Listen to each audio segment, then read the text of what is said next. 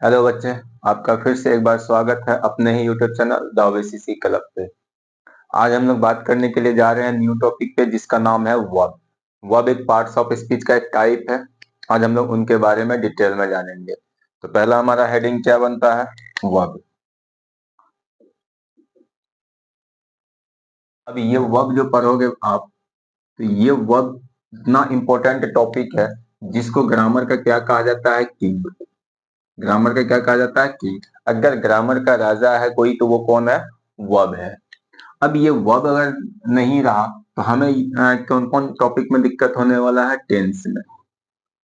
अगर tense topic आपको अच्छे से जानना है तो आपको किन की जानकारी होनी चाहिए? वर्ब की जानकारी होनी चाहिए। अगर आपको वॉइस टॉपिक अच्छे से जानना है तो किन की जानकारी होनी चाहिए? वर्ब की जानकारी होनी चाहिए। अगर आपको नरेशन के अच्छी जानकारी लेनी है तो आपको क्या चाहिए? वर्ब चाहिए। अगर आपको ट्रांसलेट की सही जानकारी लेनी है कि भाई ट्रांसलेट कैसे करेंगे, तो ट्रांसलेट का तो आपका नियम तो बताएगा कौन? टेंस है। बट रोल कौन निभाएगा? वो वर्ब निभाएगा।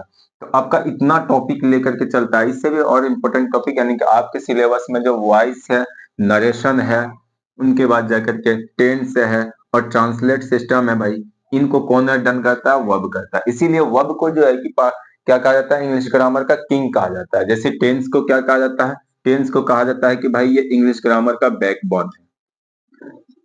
अगर आपके पास टेंस नहीं है तो यानी कि बैकबोन आपके पास नहीं है, और इस बैकबोन को मजबूत कौन करेगा? तो वो कौन करेगा? किंग करेगा भाई। तो आपको किंग के बारे में अच्छे से पढ़ने की जरूरत है। आज हम लोग इसी किंग को जो है कि डन करेंगे, पूरे डिटेल में बात करेंगे किंग के लिए कि भाई वर्ब में होता है क्या है, वर्ब किस किस से रिलेट करता है, वर्ब का कौन कौन सा टाइप है, और टाइप में भी कौन सा टाइप हम लोगों को पढ़ने के लिए पढ़ना जरूरी है, तो उनके बारे में बात करेंगे और उनको हम लोग डिटेल में जानेंगे। तो आइए हम लोग देखते हैं कि इनको वर्ब को देखते हैं अच्छे से हम लोग। अब अगर वर्ब की बात किया जाए तो ये रिलेट होता है किससे? एक्शन से। अगर एक्शन से हम लोगों को सब कुछ अच्छे से कॉन्सेप्चुअल समझ में आता है, ये एक्शन वर्ड की बात किया जाए तो ये एक्शन क्या होता है? किसी भी चीज को डन करने के लिए, किसी भी चीज को करने के लिए, करना या होना हो, वो किस पे डिपेंड करता है? एक्शन पे ही डिपेंड करता है। तो आपको किसकी जानकारी होनी चाहिए? एक्शन की जानकारी होनी चाहिए। और एक्शन और वर्ब में कोई अंतर नहीं है, दोनों सेम चीज है। बट हम लोग एक्शन को नहीं पढ़ते, हम लोग क्या पढ़ते हैं? वर्ब पढ़ते हैं। दोनों सेम चीज है। अब अगर एक्शन की बात करते हो तो किसी भी चीज का होना या क्या कहोगे, करना ही क्या कहलाता है भाई? एक्शन कहलाता है। कोई घटना हो जाए वो भी क्या है? एक एक्शन है। कोई घटना आप कर रहे हो भाई, ये भी क्या है? एक एक्शन है। तो आप क्या कह सकते हो कि ये एक ऐसा वर्ड है, क्या कह सकते हो? A word that stands for doing और बीइंग समथिंग। तो यहां से आप क्या कह सकते हो कि ये एक ऐसा वर्ड है जो स्टैंड किस पे भाई? किसी चीज के करने या होने की बात करे भाई, तो उसी को हम लोग क्या नाम देंगे? वर्ब का नाम देंगे, यानी कि एक्शन का नाम देंगे। अगर ये भी समझ में बात नहीं आई तो अब भी क्या कर सकते हो कि ये एक ऐसा वर्ड है, फिर आप इस डिफिनेशन को क्या कर सकते हो? रिप्लेस कर सकते हो कि a word which shows opposition. क्या करेगा? कोई पोजीशन को दिखाएगा। किसको दिखाएगा? पोजीशन को दिखाएगा। या फिर क्या कर सकते हो कि ये शो क्या करेगा? An action. ये एक्शन को शो करेगा। या फिर क्या कह सकते हो? और स्टेट ऑफ बीइंग, ये हमारे स्टेट ऑफ बीइंग को दिखाएगा, यानी कि अवस्था को दिखाएगा। इसको भी हम लोग क्या चीज का नाम देंगे? वर्ब का नाम देंगे। तो ये दो डेफिनेशन है हमारे पास। दो डेफिनेशन से हम लोग वर्ब को अच्छे से, यही दो डेफिनेशन हमारा क्या है? काफी है। अभी इससे आगे डेफिनेशन की जरूरत हमें नहीं है। और भी बहुत सारा डेफिनेशन है, आप जितना डेफिनेशन बनाओगे वो कम है। तो आप कह सकते हो कि इसका मतलब क्या है कि वर्ब में जो कि किसी काम को करने या होने की ही बात की जाएगी, यानी किसी क्रिया को। आप ये हिंदी में अगर बात करते हो, आप क्या पढ़ते हो? क्रिया पढ़ते हो। किसी क्रिया का होना या करना ही क्या कहलाता है? वर्ब कहलाता है। या फिर क्या कह सकते हो कि वर्ब जो है कि वो क्या शो करेगा? पोजीशन को शो करता है, या तो एक्शन को शो करता है, या फिर क्या कह सकते हो कि स्टेट ऑफ बीइंग को ये शो करता है।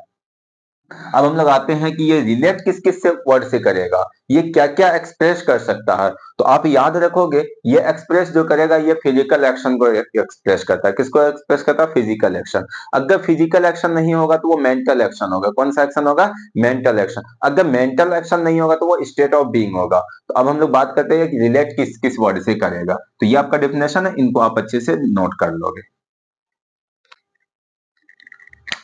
अब ये क्या कह सकते हो कि ये रिलेट करेगा। क्या करेगा? ये रिलेट करेगा। अब ये रिलेट जो करेगा किससे करेगा? तो याद रखना ये फिजिकल एक्शन से रिलेट करेगा। किससे रिलेट करेगा?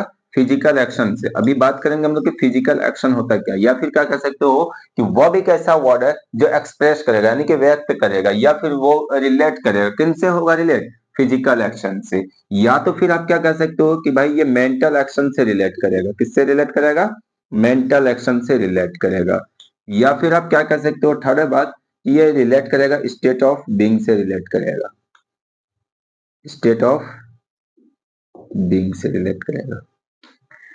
अगर एग्जांपल की बात करें तो पहले हम लोग इनको जान लेते हैं कि ये होता क्या है। तो आप अगर फिजिकल एक्शन की बात करते हो तो किसी भी काम को क्या कह सकते हो? एन एक्शन, कोई भी एक्शन हो विच इज डन, जिसको डन किया जाए किसके द्वारा? बाय बॉडी और टूल्स। बॉडी और टूल्स के हेल्प से अगर इनको जिसको हम लोग डन करते हैं उसी एक्शन को कौन सा नाम देते हैं? फिजिकल एक्शन का नाम देते हैं। जैसे हम लोग एग्जांपल की अगर बात कर लेते हैं, एग्जांपल में क्या आ जाएगा? टू स्विम, यानी कि तैरना आपका क्या है भाई? ये भी आप देखोगे तैरने में आप बॉडी का भी यूज करोगे, आप किसी टूल्स का भी यूज कर सकते हो। तो ये हमारा क्या कहलाएगा? फिजिकल एक्शन कहलाएगा। जैसे बोलोगे क्या? लिखना, यानी कि टू राइट। टू राइट की अगर बात करें तो लिखना क्या होगा? ये हमारे बॉडी का भी यूज लेगा एंड टूल्स का भी यूज लेगा। जैसे अगर बोल देते हो हाँ, टू रीड। अगर रीड की बात कर ले तो इनके लिए भी हमें क्या चाहिए? टूल्स भी चाहिए एंड बॉडी भी चाहिए। अब क्या बोल सकते हो? To watch. अब देखने के लिए हमें क्या चाहिए? बॉडी भी चाहिए एंड टूल्स की भी यूज करेगी। अब तो जब कोई भी काम हो जिसको हम लोग किनसे डन करेंगे? Which is done by body और tools, that is called physical action. And after that we discuss mental action. अगर मेंटल एक्शन की बात करें तो ये जो रिलेट होगा क्या कर सकते हो? It is related to, it is related to concept. किससे रिलेट करेगा? ये कॉन्सेप्ट से रिलेट करेगा। अगर एग्जांपल की बात करते हैं सच एज डिस्कवरिंग। देखो डिस्कवरिंग यानी किसी भी चीज को खोजने के लिए आपको किसकी जरूरत पड़ेगी? कॉन्सेप्ट की जरूरत पड़ेगी। तो वो जो भी कॉन्सेप्ट की जरूरत पड़ेगी वो क्या होगा? आपका मेंटल एक्शन होगा। अगर बात कर लेते हैं अंडरस्टैंडिंग की, यानी कि समझना आपका किससे रिलेट करेगा? मेंटल एक्शन से रिलेट करेगा। जब आपके पास दिमाग ही नहीं होगा तो किसी चीज को समझ नहीं सकोगे। अगर समझ नहीं सकोगे तो फिर दिक्कत है भाई। तो समझने के लिए हमें क्या चाहिए? मेंटल चाहिए, यानी कि माइंड चाहिए। और माइंड चाहिए तो ये किससे रिलेट करेगा? मेंटल एक्शन से। और वो भी क्या कहलाएगा? वो भी कहलाएगा। या फिर क्या लिख सकते हो? थिंकिंग। आप इसमें क्या कर सकते हो? थिंकिंग की बात कर सकते हो। सोचने की क्षमता जो होती है ये भी किससे रिलेट करता है? ये भी एक एक्शन है। सोचना भी क्या है? एक्शन है जो रिलेट क्या करेगा? किससे? मेंटल एक्शन से रिलेट करेगा। अगर वो मेंटल एक्शन से रिलेट करेगा तो वो भी क्या होगा? वर्ब होगा। अब हम लोग बात करते हैं किनके बारे में? स्टेट ऑफ बीइंग के बारे में। तो ये दोनों हम लोगों के पास आ गया है अच्छे तरीके से कि भाई फिजिकल एक्शन, कोई भी वर्ब होगा वो वर्ब जो रिलेट करेगा वो तीन एक्शन से रिलेट करेगा, या तो फिजिकल एक्शन से, या तो मेंटल एक्शन से, या तो स्टेट ऑफ बीइंग से रिलेट करेगा। अगर फिजिकल एक्शन से रिलेट करेगा तो वो एक्शन होगा जिसको हम लोग डन करेंगे किसके थ्रू से? बॉडी और टूल्स के थ्रू से। जिसमें से एग्जांपल ले लेते हैं to swim, to ride, to read. अब मेंटल एक्शन की बात करते हो तो मेंटल एक्शन जो ये रिलेट जो करता है ये हमारे कॉन्सेप्ट से रिलेट करता है। जैसे कि such as discovering, understanding, thinking, यानी कि ये हमारे खोजने से, समझने से, सोचने से जो रिलेट करेगा वो हमारा क्या कहलाएगा? कॉन्सेप्ट से रिलेट होगा। तो कॉन्सेप्ट से अगर रिलेट होगा तो भाई वो क्या कहलाएगा? मेंटल एक्शन कहलाएगा। अब आते हैं हम लोग स्टेट ऑफ बीइंग पे। अब अगर स्टेट ऑफ बीइंग की अगर बात करते हो तो ये किससे रिलेट करेगा, तो क्या कह सकते हो कि इट डिस्क्राइब्स, ये क्या डिस्क्राइब करेगा, तो आप कह सकते हो कि आपके सिचुएशन को, आपके किसको, सिचुएशन को, आपके स्थिति को ये डिस्क्राइब करेगा। किसको, स्थिति हो कह देते हैं या सिचुएशन बोल दो, तो इसको आप डिस्क्राइब करेगा, तो उसको हम लोग क्या नाम देंगे, स्टेट ऑफ बीइंग का नाम देंगे। तो क्या कहोगे, इट डिस्क्राइब्स कंडीशन और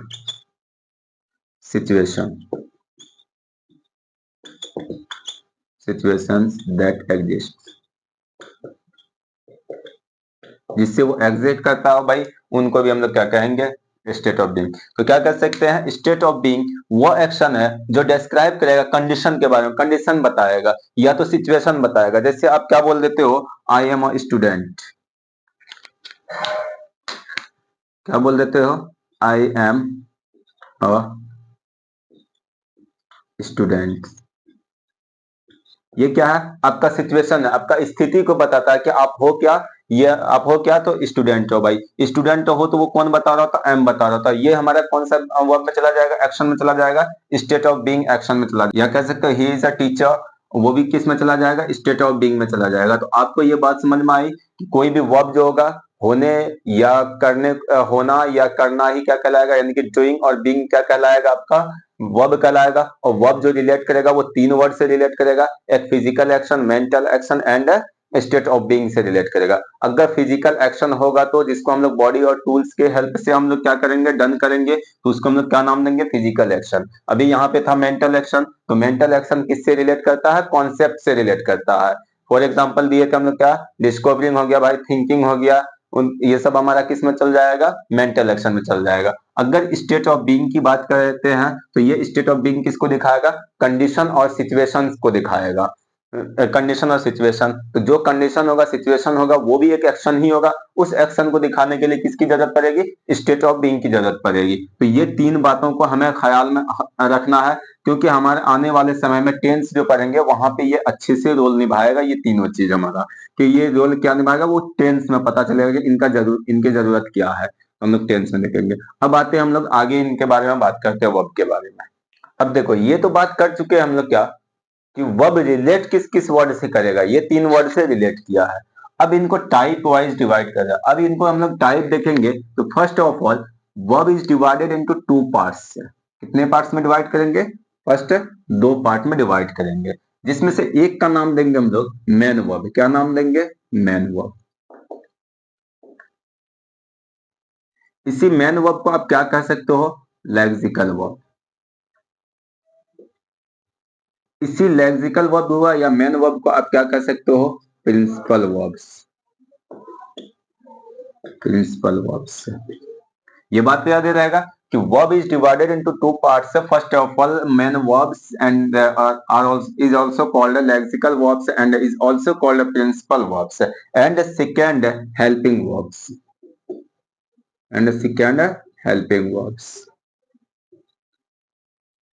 is also called auxiliary verbs.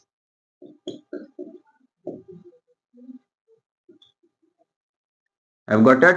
तो आप क्या कहे कि भाई वर्ब जो डिवाइड होगा वो दो पार्ट में डिवाइड होगा, main verbs, lexical verbs, is also called principal verbs and second helping verbs and auxiliary verbs. तो यानी कि आपका हेल्पिंग वर्ब, मेन वर्ब, तो कोई भी वर्ब होगा तो वो आपका रिलेट किससे, क्या, तीन वर्ड से। लेकिन टाइप अगर बात करेंगे तो वो दो ही चीज हो सकता है, या तो मेन वर्ब या तो हेल्पिंग वर्ब, मेन वर्ब या तो हेल्पिंग वर्ब।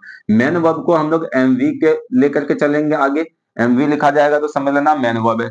हेल्पिंग वर्ब को हम लोग एचवी के नाम से जानेंगे, हेल्पिंग वर्ब लेकर के चलेंगे। ऑक्सिलरी वर्ब सिर्फ याद रखेंगे, लेक्सिकल वर्ब याद रखेंगे एंड प्रिंसिपल वर्ब से याद रखेंगे हम लोग।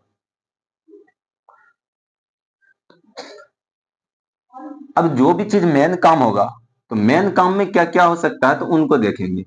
आप याद रखोगे मेन वर्ब में जो पहला जो एक्शन हो सकता है ना, वो किस टाइप का हो सकता है, तो पहले में ए की अगर बात करें तो वो ट्रांजिटिव हो सकता है। क्या हो सकता है, ट्रांजिटिव हो सकता है। अगर ट्रांजिटिव नहीं होगा तो इसका जस्ट अपोजिट क्या होता है, इंट्रांजिटिव होगा। क्या होगा, ये इंट्रांजिटिव होगा। और समझ में आई।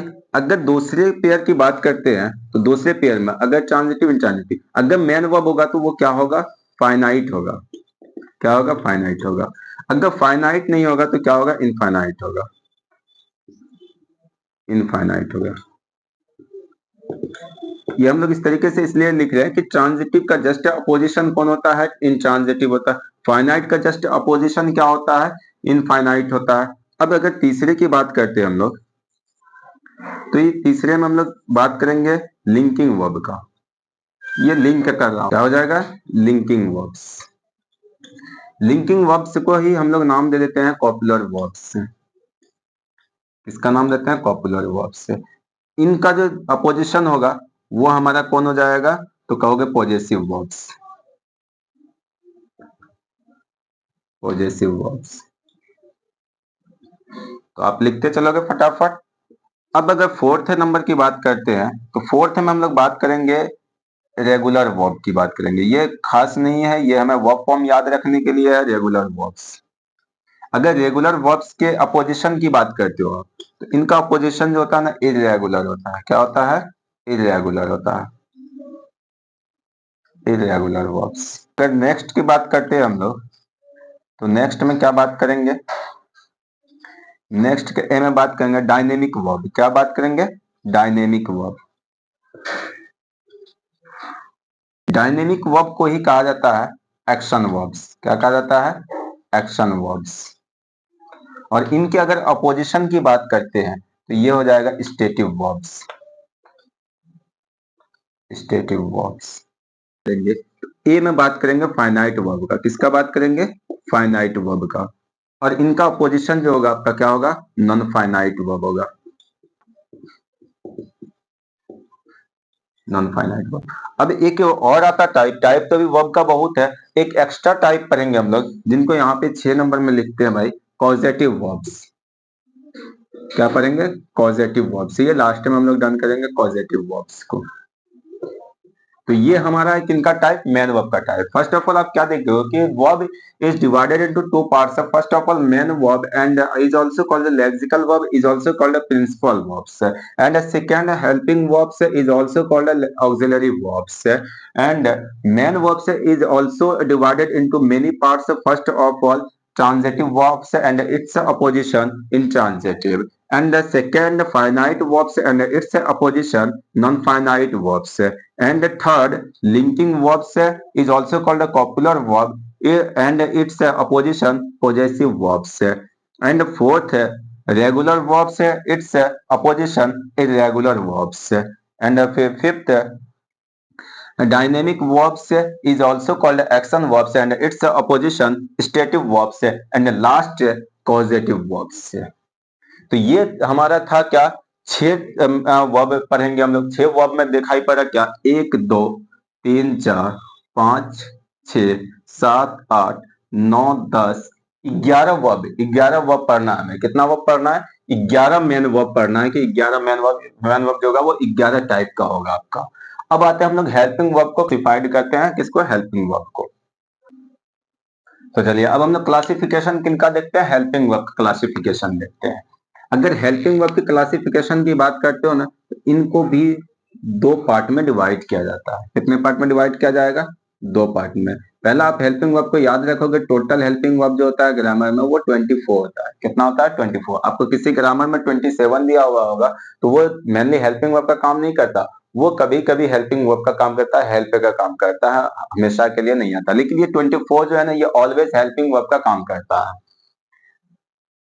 तो पहला जो आपका टाइप होगा ना, first of all primary helping verbs. क्या हो जाएगा, प्राइमरी हेल्पिंग वर्ब्स। तो आपको क्या बोले कि आप हेल्पिंग वर्ब को एचवी के नाम से जान सकते हो, प्राइमरी हेल्पिंग वर्ब से। अगर दूसरे की बात करें ना तो ये आता है मॉडल्स। क्या आता है, मॉडल्स से। अब ये मॉडल से is also divided into 2 parts. First of all pure models, pure models,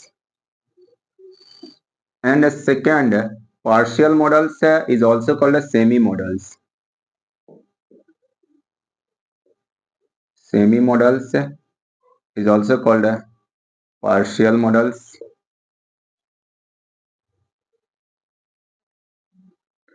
अब इन दोनों में अंतर क्या है, तो जब हम लोग मॉडल पढ़ेंगे तो तब तो हम लोग इनको अंतर समझेंगे। अभी सिर्फ हम लोग बात को ये थोड़ा बहुत करके चलते हैं।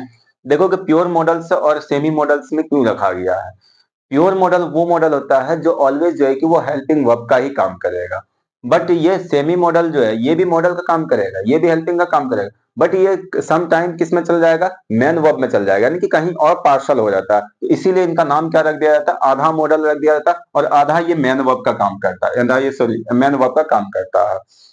अब ये बात करते हो पार्शियल मॉडल इसीलिए रखा गया कि पार्शियल आधे की बात करता है, किसकी बात करता है, आधे की बात करता है। ये कंप्लीटली मॉडल नहीं है, ये कंप्लीटली मॉडल नहीं है, ये आधा मॉडल है तो आधा मेन में काम करता है। लेकिन ये अगर प्योर मॉडल की बात करते हो ये ऑलवेज है कि ये हेल्पिंग वर्ब का ही काम करता है, इनका अलग यूज ही होता है। तो इसीलिए मॉडल को क्या कर दिया जाता है, अलग बांट देते हैं। इनका यूज अलग है, इनका यूज अलग है भाई, ये सेपरेट कर दिया जाता है, इनको अपनी तरफ सेपरेट कर दिया जाता है। अगर प्राइमरी हेल्पिंग वर्ब की बात करते हो तो इसमें पहला जो आता है आपका फॉर्म ऑफ बी आता है, बी का फॉर्म आता है, form of be. Verb form को भी हम लोग समझेंगे। फॉर्म ऑफ बी की बात करते हो तो इज आपका प्राइमरी हेल्पिंग वर्ब बनेगा, एम बनेगा, आर बनेगा, वाज बनेगा, वर बनेगा। ठीक है। अगर सेकेंड की बात करते हो तो फॉर्म ऑफ हैव आ जाएगा, क्या आ जाएगा, form of have. Form of have में देखोगे तो आपका हैव भी हो जाएगा, उनके बाद हैज हो जाएगा एंड लास्ट हैड हो जाएगा। फिर आप फॉर्म ऑफ किसकी बात करोगे, डू की बात कर लेते हो, फॉर्म ऑफ डू। अगर फॉर्म ऑफ डू की बात करते हो तो इसमें क्या आ जाता है, डू भी आ जाता है, डिड आ जाता है एंड डज आ जाता है। देखो क्या कि ये प्राइमरी हेल्पिंग वर्ब जो होगा ये टोटल कितना होगा, 11 होगा। कितना होगा, 11 होगा। 11 में देखोगे 1 2 3 4 5 6 7 8 9 10 11। अब ये मॉडल्स की बात कर लेते हो तो इनको देखोगे ये कितना हो जाएगा, 13 हो जाएगा। 13 में से आपका इसमें 10 आएगा। अब वो 10 कौन आएगा, तो आप पहला याद रखोगे कैन आएगा एंड कुड आएगा, कैन आएगा, कौन आएगा, कुड आएगा। फिर आप बात कर लेते हो कि मे आएगा, मे के बाद क्या आएगा, माइट आएगा। सबका यूज हम लोग अलग अलग पढ़ेंगे। विल आएगा, शैल आएगा, शुड आएगा, वुड आएगा, मस्ट आएगा, आउट टू। अब देखोगे 10 हो गया होगा, 1 2 3 4 5 6 7 8 9 10। अब 3 इसमें आता है, एक आता है आपका क्या, नीड, एक आता है आपका क्या, डियर, एक आता है क्या आपका यूज टू। तो ये बात याद रहेगा कि हम लोग वर्ब को दो पार्ट में डिवाइड किए, दो पार्ट में एक पार्ट तो हम लोग मेन वर्ब देखे और मेन वर्ब का हम लोग टाइप देख लिए। सेकेंड पार्ट आपका हेल्पिंग वर्ब्स आते हैं जिनको हम लोग क्या नाम देते हैं, एक्सिलरी वर्ब्स का नाम देते हैं। इनको भी दो पार्ट में डिवाइड करता है, एक प्राइमरी हेल्पिंग वर्ब्स होते हैं, एक क्या होते हैं, मॉडल्स होते हैं। And there are 11 primary models है। First of all form of be that such as is, am, are, was, were. And second form of have, has, had. And last form of do, did, does. And the second models, there are 13 models and is also divided into two parts. So first of all pure models and the second partial models is also called as semi models. Pure models that is can, could, may, might, will, shall, should, would, must and ought to. And the second semi models need, dare and use to, and use to. तो ये हमारा था क्या, classification of verb. अब ये classification को समझ गए, अब एक एक करके हम लोग पढ़ना स्टार्ट करेंगे टाइप को, एक एक करके पढ़ना हम लोग स्टार्ट करेंगे टाइप को। जो कि हम लोग टाइप जो पढ़ेंगे ना इनका, इसमें पढ़ेंगे हम लोग नेक्स्ट वीडियो में पढ़ेंगे। अभी इसमें हम लोग क्या डन करेंगे, फॉर्म ऑफ वर्ब, यानी कि वर्ब फॉर्म को हम लोग डन करेंगे। वर्ब फॉर्म को हम लोग बोलने का भी तरीका समझेंगे कि बोल देते हैं गलत बात, गलत चीज बोल देते हैं। तो अभी हम लोग क्या देखेंगे, अब फॉर्म ऑफ वर्ब देखेंगे। वर्ब फॉर्म जो है ना वो हमेशा काम आने वाला है, पूरी जिंदगी में आपको काम आने वाला। अगर वर्ब फॉर्म आपके पास नहीं है तो फिर दिक्कत है भाई। मिनिमम आपको जो है कि एक्चुअली में आपका छोटे क्लास में हो, 8th 9th 7th में हो, तो इसके लिए आपको मिनिमम जो चाहिए 200 से 250 वर्ब फॉर्म चाहिए, तब आप जो है कि कुछ कर पाओगे, आप थोड़ा बहुत इंग्लिश ग्रामर को समझ पाओगे। नहीं तो आप तो अनलिमिटेड अगर वर्ब या वर्ड मीनिंग याद करोगे तो वो तो कम पड़ जाएगा। तो अब आ जाते हैं हम लोग किन पे, वर्ब फॉर्म पे बात करते हैं।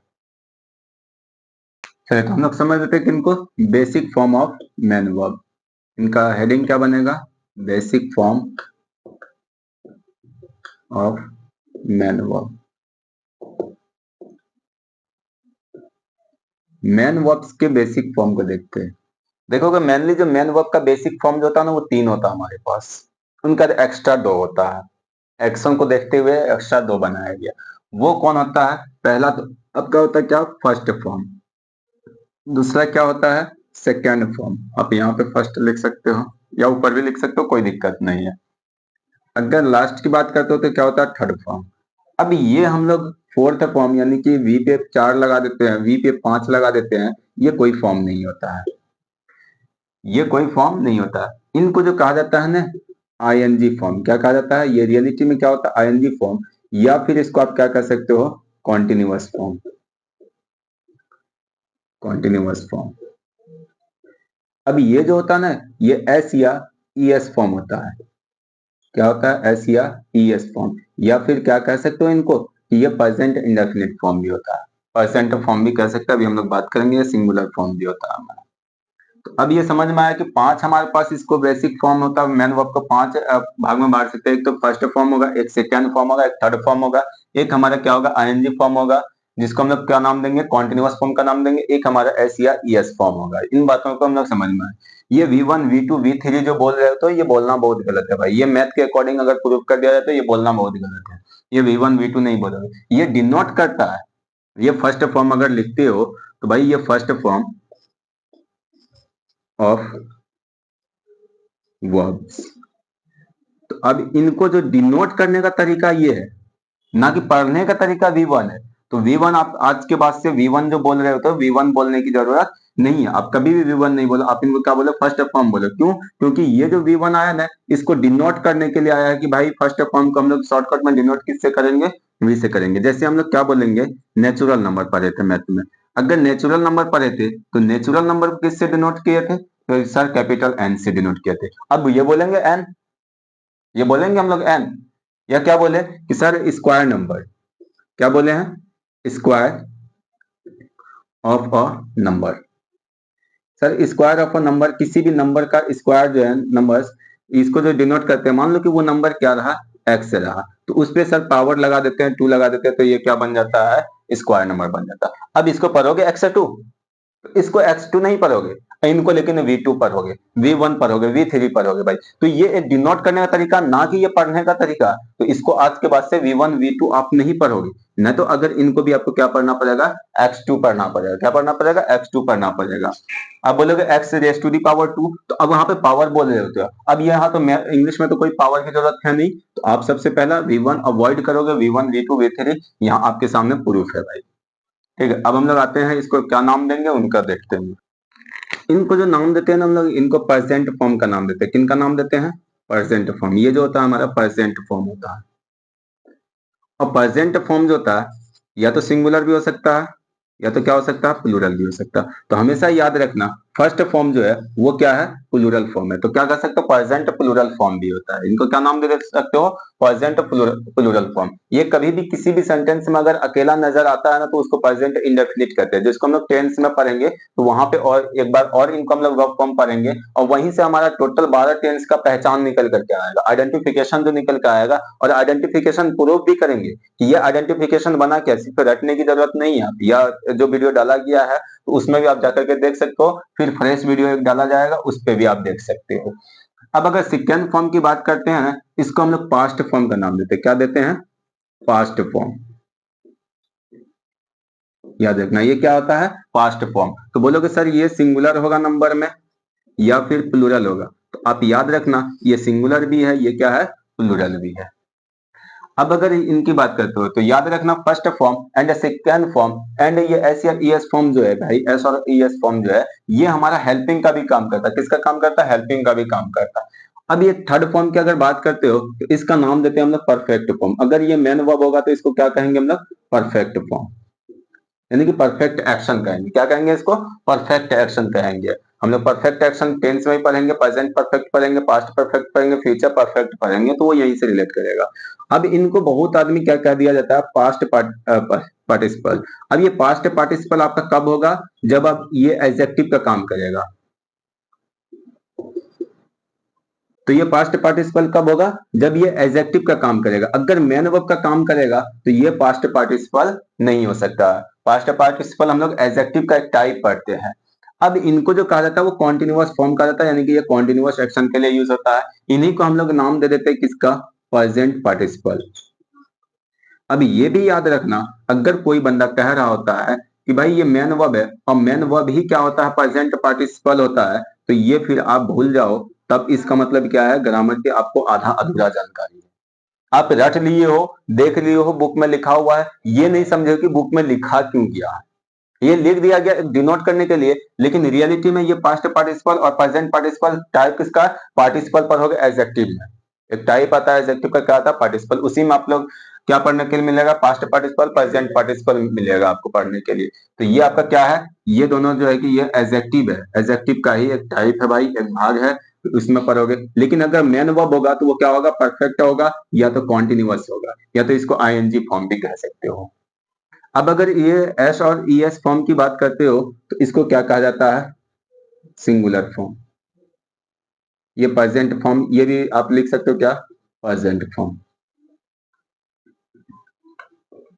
प्रेजेंट फॉर्म, प्रेजेंट फॉर्म भी ये सिंगुलर भी हो सकता है, ये क्या हो सकता है, प्लूरल भी। अब इसमें सिंगुलर प्लूरल को क्यों लेकर के आते हैं, क्योंकि आपको याद रखना फर्स्ट फॉर्म, सेकंड फॉर्म और एस और ई एस फॉर्म जो है ये आपका हेल्पिंग का भी काम करता है, इसलिए हम लोग सिंगुलर प्लूरल इनको लेकर के चलते हैं। ये आपका होगा सिंगुलर, प्लूरल नहीं होगा। अब बोलोगे सर इसमें एस और ई एस किसी में सफिक्स कर दिया जाए तो वो प्लूरल बनता है। तो याद रखना, जब नाउन में एस और ई एस सफिक्स किया जाता है तो ये क्या बनता है, प्लूरल बनता है। और जब इसको हटा दिया जाता है तो क्या बनता है, सिंगुलर। लेकिन अगर वर्ब में एस या ई एस सफिक्स कर दिया जाता है तो ये क्या बनता है, सिंगुलर बनता है। ये दोनों बातों को आप ख्याल में रखोगे। नाउन का प्लूरल बनाने के लिए एस और ई एस जोड़ते हैं, लेकिन वर्ब का सिंगुलर बनाने के लिए जो एस और ई एस जोड़ते हैं, दोनों का उल्टा फंडा होता है। तो इन बातों को याद रखोगे। तो ये था basic form of main verb. ये पास्ट पार्टिसिपल प्रेजेंट पार्टिसिपल भी आज के बाद से याद होना चाहिए। अब हम लोग आने वाले वीडियो में जो पढ़ेंगे तो वो किसके बारे में पढ़ेंगे, जो टाइप है वर्ब का उसको पढ़ेंगे। ये हमारा क्या है, ये टेंस में ज्यादा इंपॉर्टेंट है, ये टेंस में और भी अच्छे डिटेल में पढ़ेंगे हम लोग। तो फिर मिलते हैं हम लोग किसमें, नेक्स्ट वीडियो में आपके साथ आते हैं। फिर आप बने रहें इस यूट्यूब चैनल पे।